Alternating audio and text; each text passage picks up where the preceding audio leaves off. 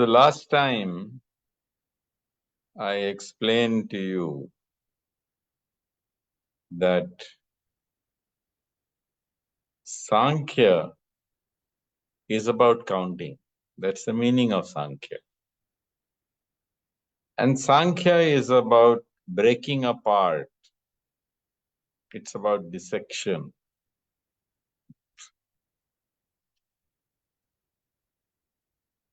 It's about taking something into its many, many manifold parts. I explained to you that this Sankhya Yoga is the foundation of knowledge of the Bhagavad Geeta. And the whole purpose of Sankhya is that through division, through breaking apart, through dissection, one loses attraction for the world. Because Sankhya, what it does is that Sankhya breaks apart material substance. And then you find that each of it is in many parts. So whenever Jnana Yoga is spoken of, that Jnana Yoga mentions specifically Jnana as Sankhya. And yet, although it's Jnana Yoga is Sankhya and Sankhya forms the foundation of all Jnana in the Bhagavad Gita, it is subsumed to a higher reality. And that higher reality given by Krishna is Vedanta. The inability to understand how Sankhya and Vedanta and their differences are resolved is the cause of all the problems and fights between Advaita and Dvaita and various other kinds of Dvaita. Because Sankhya is Dvaita. Sankhya is two or more because it has so many manifold parts. By two, I mean it is made up of Purush and Prakriti, where God is Purush and the material nature is Prakriti. And yet, beyond all this Purush and Prakriti is Brahman. And yet, beyond Brahman is Krishna. Brahmano hi pratishtaham. I am the source, I am the foundation, I am the rest of Brahman.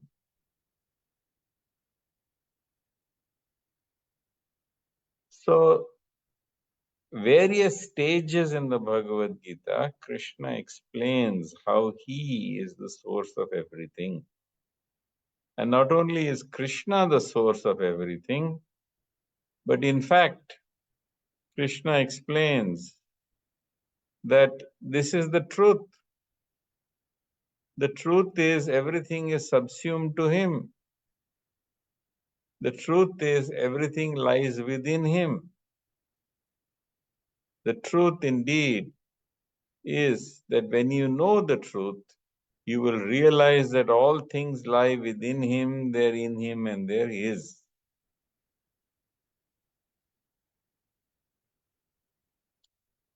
In chapter 4, verse 35, Krishna explains, Yaj gnatva na punarmoham evam yasyasi pandava yena bhutanya asheshani drakshasya atmano thomai.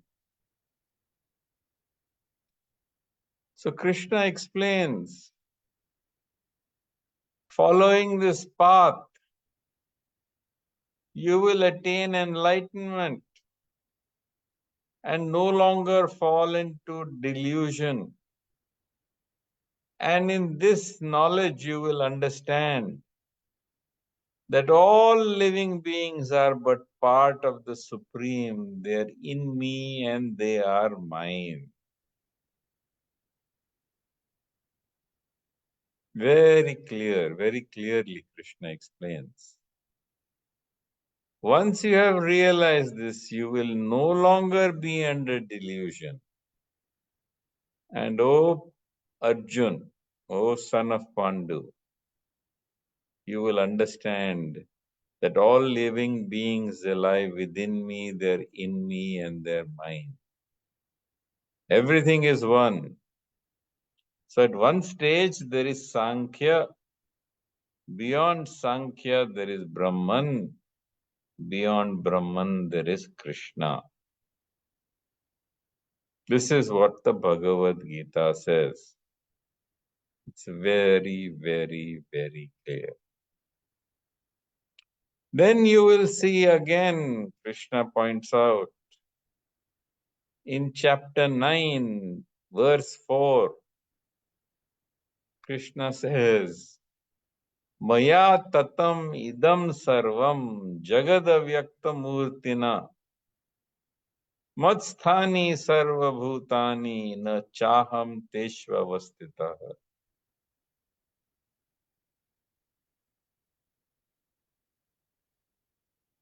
This entire cosmic manifestation is pervaded by me in my unmanifest form. All living beings, they live within me. But I do not live within them. Nacha matsthani sarvabhutani pashyamay yogam aishwaryam bhuta brinna cha bhuta stoma matma bhuta bhavana. And yet, behold, the mystery of my divine energy. Living beings do not appear to abide in me. Although I am the creator and the sustainer of all living beings, I am not influenced by them or by material nature. So Krishna here is explaining that he pervades the entire creation.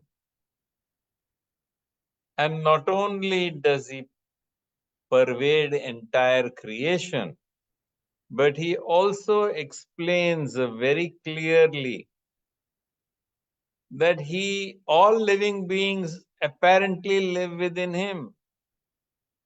And indeed,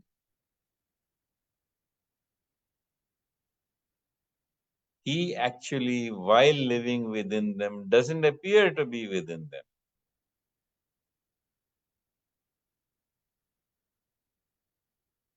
So, when we go to Krishna to understand Sankhya and Vedanta, please understand that Sankhya is subsumed to Vedanta.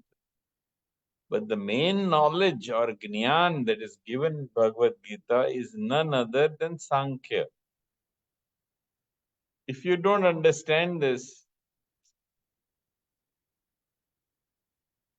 you will be constantly confused.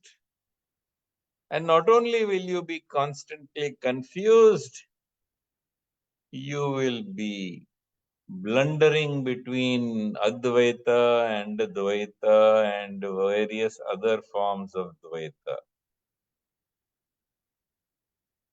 And you will never understand what it's all about. So to accept Bhagavad Gita, accept Sankhya, and accept that when you cross beyond Sankhya, you reach Vedanta. And Vedanta contains Sankhya within it. And thus is this mystery resolved. But you should understand what Krishna is talking about. And Krishna explains that he is in the hearts of all living beings. Sarvasya chaham hridi sanvishto mataspiritir jnanam apohanam cha. Sarvaische sarver aham eva vedyo vedanta krid vedavid eva chaham. So Krishna is saying that I am seated in the hearts of all living beings.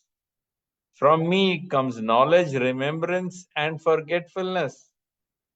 And not only does knowledge, remembrance, and forgetfulness come from me, Krishna says, but also Krishna is explaining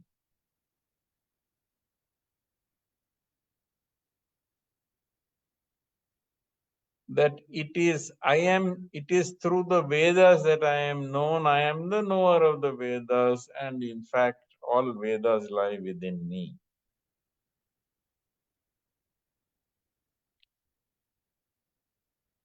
But in the 15th chapter again, Krishna explains wonderfully again that the soul is an individual soul. And this individual soul, Krishna explains that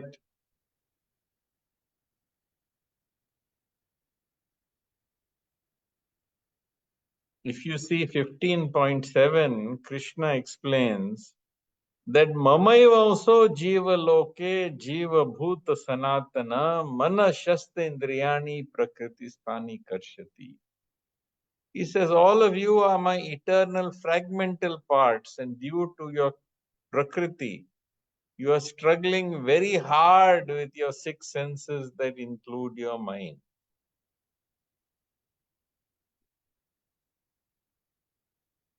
In fact, he says, not only you are individual, he says, when you leave this body, you carry with you the impressions of this body, your karmas, your experiences, your bundle of unfulfilled desires, and you carry them with you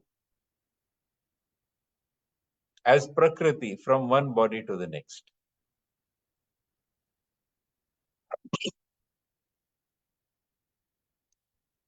In 15.8, Krishna says, Shariram yad avapnoti yad chapya utkramati ishvara. Grihit vaitani samyati vayur gandhani va ashayet. So the soul leaves the body and moves on to the next, carrying with it its impressions of this body, that is its karmas and its vasanas, just like the breeze carries the fragrance of a flower.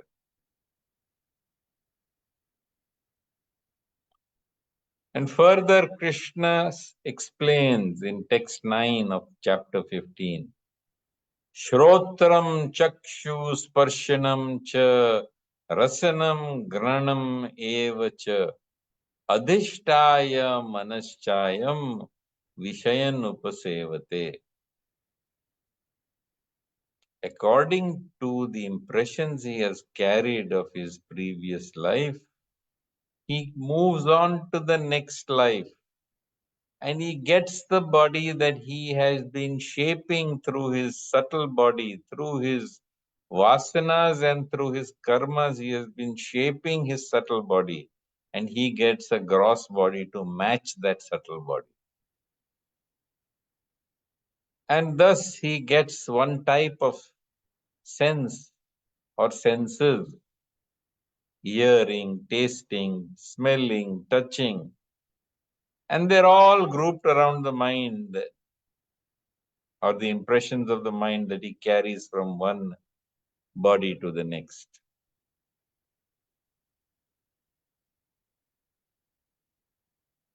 And Krishna explains, Utkramantam sthitam vapi bhunjanam va gunan vitan. Mudo nanu pashyanti jnana chakshusha. And how this happens, he says, foolish people cannot understand. Vimuda, the fools cannot understand. But one who has jnana chakshu, one indeed whose eyes have been anointed with the kajal of knowledge, such people with jnana chakshu, they are able to see it.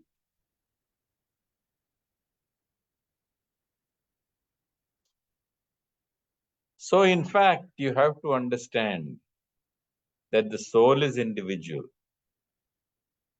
Last time I explained that Krishna is seated in everyone's heart.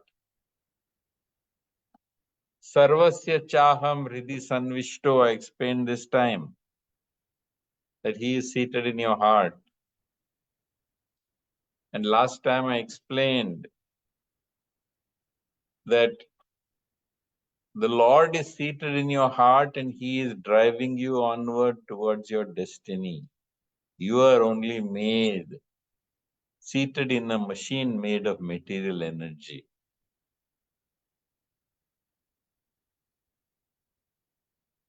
But people are confused. But isn't the Jivatma the same as the Paramatma? Or does not the Jivatma become the Paramatma? Is it not true that the individual soul becomes the supreme soul on realization and other such BS?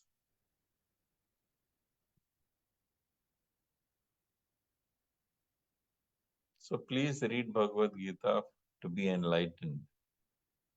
In chapter 15, verse 16, Krishna explains so clearly. He says there are two types of beings. Some beings are said to be mortal, subject to birth and death. And then he says there are enlightened beings among them who are said to be immortal. Dva imau purushau loke ksharas aksharas evacha sharas sarvani bhutani kutasto aksharas uchyate. There are two types of beings, mortal and immortal. In the material world, every entity is mortal. And he is mortal because he thinks that he is Prakriti. And those enlightened people in this material world, those who are Jivan Mukta, those who have attained moksha while living, they are called immortal. Because having realized their spiritual identity, they know they are not going to die.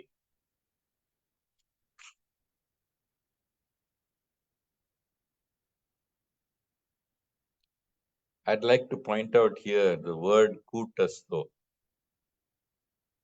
Kutasto means it's an anvil. A blacksmith, whenever he is fashioning a sword, or whether he is fashioning a knife, or whether he is fashioning any other metal instrument, what does he do? He puts that instrument inside the fire until it becomes molten, malleable. Then he puts it on a stone anvil and he uses a hammer to hammer it into shape. Similarly, one who has attained mukti, one who has attained moksha while he is living, known as Jivan Mukta, he is known as Kutasto. He is known as Kutasto because he is the anvil, and life will keep hammering at him. Prakriti will keep hammering at him in different ways, with different forms of suffering. but he knows that he is immortal. And he knows he is neither subject to birth nor death. And he takes everything like the anvil, being unaffected by the blows that fate and fortune may fling upon him. Having explained these two types of people, mortal and immortal, in chapter 15, text 17, Krishna points out that beyond the mortal also, there is a supreme person.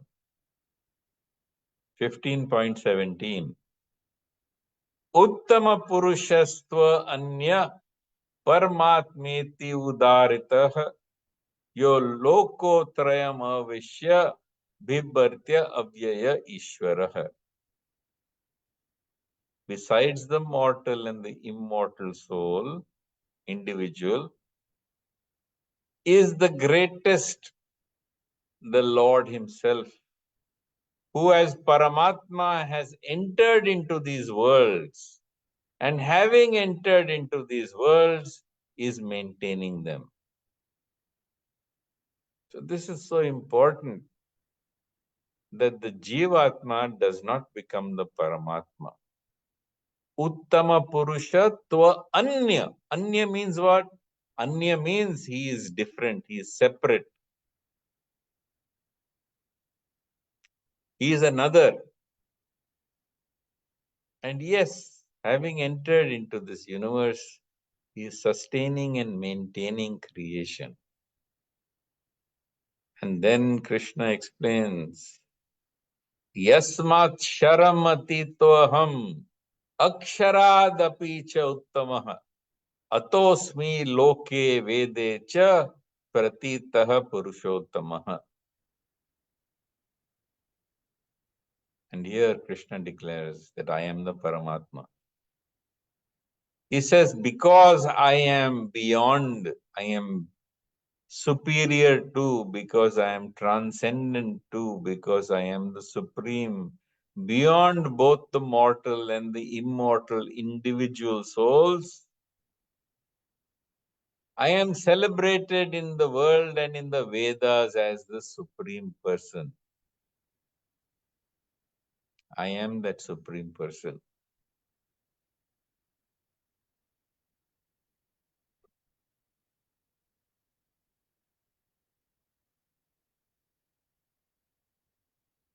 And then he points out, Yo mam evam samudo janati purushottamam sa sarva vid vajati mam sarva bhavena bharata. And whoever knows me as the Supreme Personality of Godhead without any doubt, he is understood to be the knower of everything. And he engages himself in full devotion to me, O son of Bharata.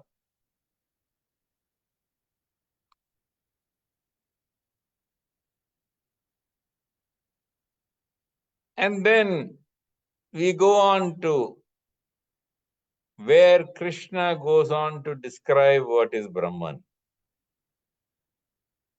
And why am I going to describe what is Brahman?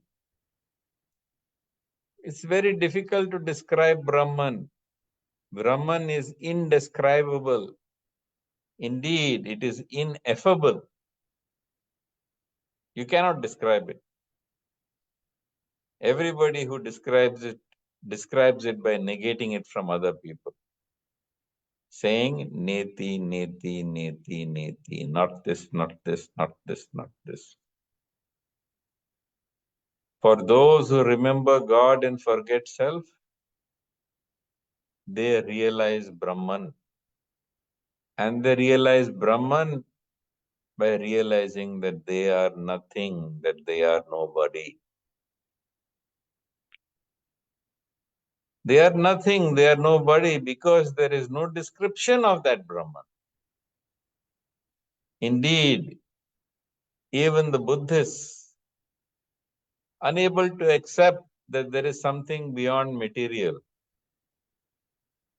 they declare the essence of their philosophy is anatma, which means that there is nothing, everything is zero. We say, yes, everything is materially zero. But being materially zero, being nothing, being nobody, means that you are one with Brahman. And Krishna explains in the Bhagavad Gita, chapter 13, verse 13, Gneyam yat tat pravakshami yaj gnatva amritam ushnute anadi mat param brahma na sattan nasad uchyate. I will reveal to you that which experiencing you attain immortality. It is Brahman. It is beyond any beginning. It has no beginning. It has no end. It lies beyond existence and it lies beyond non-existence. Sarvata pani padam tat sarvato akshi shiro mukham sarvata shriti maloke sarvam avritya tistati. Everywhere are his hands and feet. Everywhere are his eyes and heads and faces. His ears are everywhere, for he pervades everything in the universe.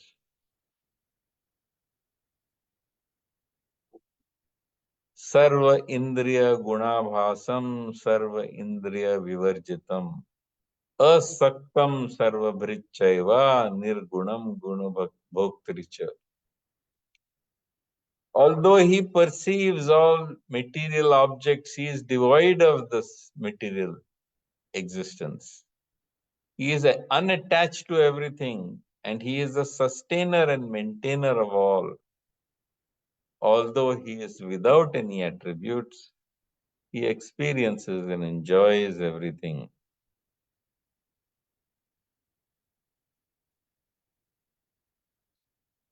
This is where Brahman is described in Bhagavad Gita. Bahirantascha bhutana macharam charam evacha sukshmatvat tadavigneyam durastam chantike cha tat. He is outside all of living beings and he is inside all living beings. Those that move and those that do not move. Those that are living and those that are not living. He is subtle and hence he is incomprehensible. It's impossible to understand him. Avigneyam he is. He is durastam, very far. And yet, antikecha, yet he is within you.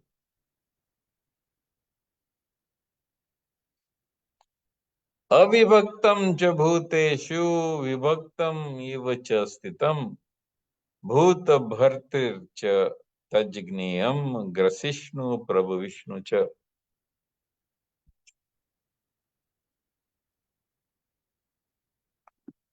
He is completely undivisible, indivisible.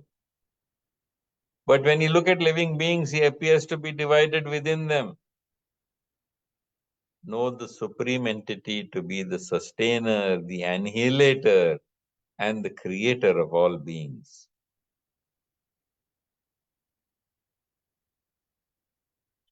Jyotisam apita jyotish tamasa paramuchyate jnanam gneyam gnanagamyam hridi sarvasya vishtitam. He is the source of light in everyone that produces light. He is entirely beyond the darkness of ignorance. He is knowledge. He is the object of knowledge, the goal of knowledge. He lives within the hearts of all living beings.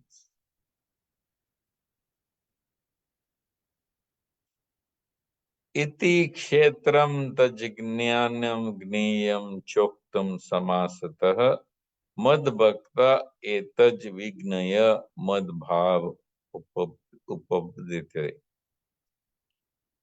Thus I have revealed to you the nature of the field, the meaning of knowledge, the object of knowledge. Only my devotees can understand this reality. And by doing this, they attain my divine nature. Thus, Krishna explains that this is the field, ya prakriti, bhumi apo nalo vayur kham mano buddhirevacha ahankar ityame bhinna prakriti astat. You are the knower of the field. Aparyam itastvanyam prakritim vidime param jiva bhuta mahavao yayedam dharyate jagat.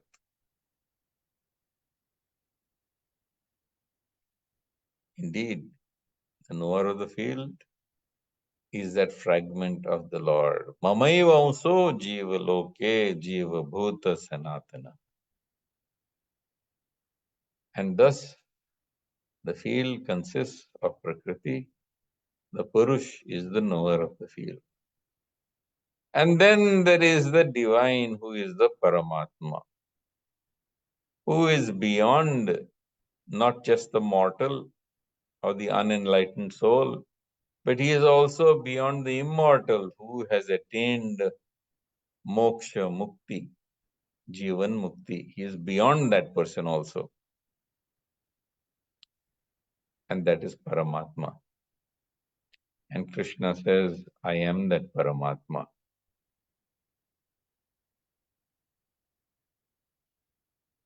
So with this, I will conclude the session on Sankhya and Vedanta. You are welcome to ask any questions that you might have. Are there any queries, questions?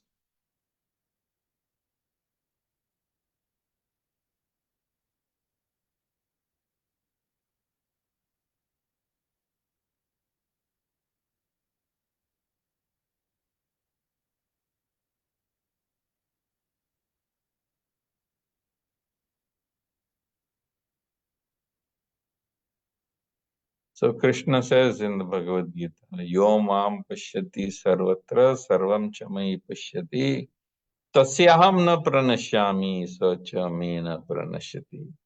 So one who sees me in all beings and who sees all beings in me, for him I am never lost, nor is he ever lost to me.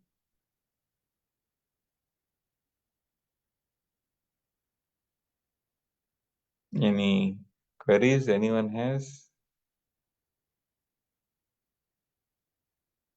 No queries? Hari Om, Jai Shri Krishna, Hare Krishna.